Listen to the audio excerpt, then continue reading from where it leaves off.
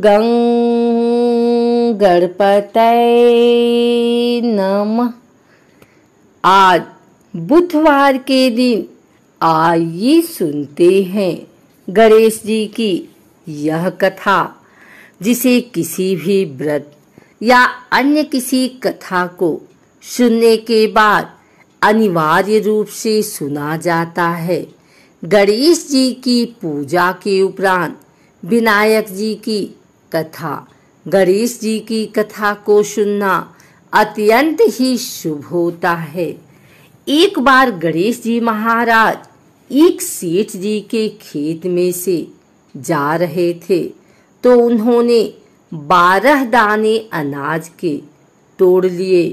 फिर गणेश जी के मन में पछतावा हुआ कि मैंने तो सेठ जी के यहाँ चोरी कर ली। तो गणेश जी सेठ जी के 12 साल की नौकरी करने लग गए। एक दिन सेठानी राख से हाथ धोने लगी, तो गणेश जी ने सेठानी का हाथ पकड़कर मिट्टी से हाथ धुला दिया। सेठानी सेठ जी से बोली कि ऐसा क्या नौकर रखा है, नौकर होकर उसने मेरा हाथ पकड़ लिया। सेठ जी ने गणेश को बुलाकर पूछा कि तुमने सेठानी का हाथ क्यों पकड़ा? तो गणेश जी ने बोला कि मैंने तो एक सीख की बात बताई है। राख से हाथ धोने से घर की लक्ष्मी नाराज होकर घर से चली जाती हैं और मिट्टी से हाथ धोने से आती हैं। सेठ जी ने सोचा कि गणेश है तो सच्चा। थोड़े दिन बाद कुंभ का मेला आया। सेठ जी ने कहा, गणेश सेठानी को कुंभ के मेले में स्नान करा कर ले आओ। सेठानी किनारे पर बैठकर नहा रही थी, तो गणेश जी उनका हाथ पकड़कर आगे डुबकी लगवा लाए। घर आकर सेठानी ने सेठ से कहा कि गणेश ने तो मेरी इज्जत ही नहीं रखी और इतने सारे आदमियों के बीच में मुझे घसीटकर आगे पानी में ले गए। तब सेठ जी ने गणेश जी को पूछा कि ऐसा क्यों किया? तो गणेश जी ने कहा कि सेठानी किनारे बैठकर गंदे पानी से नहा रही थी, तो मैं आगे अच्छे पानी में डुबकी लगवाकर ले आया हूँ। इससे अगले जन्म में बहुत बड़े राजा और राजपाट मिलेगा। सेठ जी ने सोचा कि गणेश है तो सच्चा। एक दिन घर में पूजा पाठ हो रही थी, हवन हो रहा था।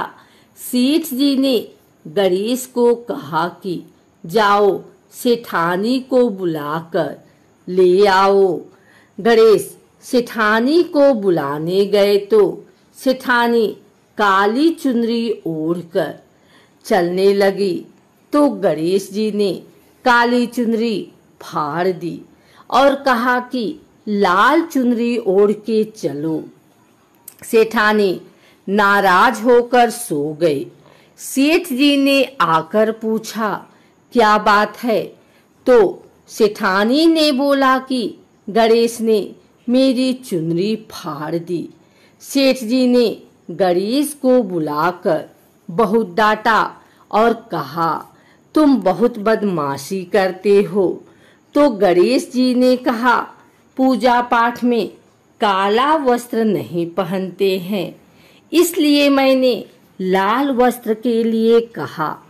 काला वस्त्र पहनने से कोई भी शुभ काम सफल नहीं होता है। फिर सेठ जी ने सोचा कि गणेश है तो समझदार। एक दिन सेठ जी पूजा करने लगे, तो पंडित जी ने बोला कि ओ गणेश जी की मूर्ति लाना भूल गया, अब क्या करें? तो गणेश जी ने बोला कि मेरे को ही मूर्ति बनाकर विराजमान कर लो, आपके सारे काम सफल हो जाएंगे। यह बात सुनकर सेठ जी को भी बहुत गुस्सा आया और वो बोले कि तुम तो अब तक सेठानी से ही मजाक करते थे, मेरे से भी करने लग गए। तो गणेश जी ने कहा, मैं मजाक नहीं कर रहा हूँ, मैं सच कह रहा हूँ। इतने में ही गणेश ने गणेश जी का रूप धारण कर लिया और सेठ तथा सेठानी ने ही गणेश जी की पूजा की। पूजा खत्म होते ही गणेश जी अंतर ध्यान हो गए।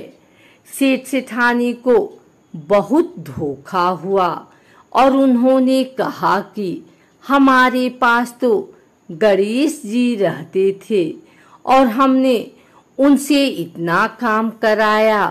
तो गणेश जी ने सपने में आकर सेठ जी को कहा कि आपके खेत में से मैंने 12 अनाज के दाने तोड़ लिए थे, उसी का दोष उतारने के लिए मैंने आपके यहाँ काम किया था।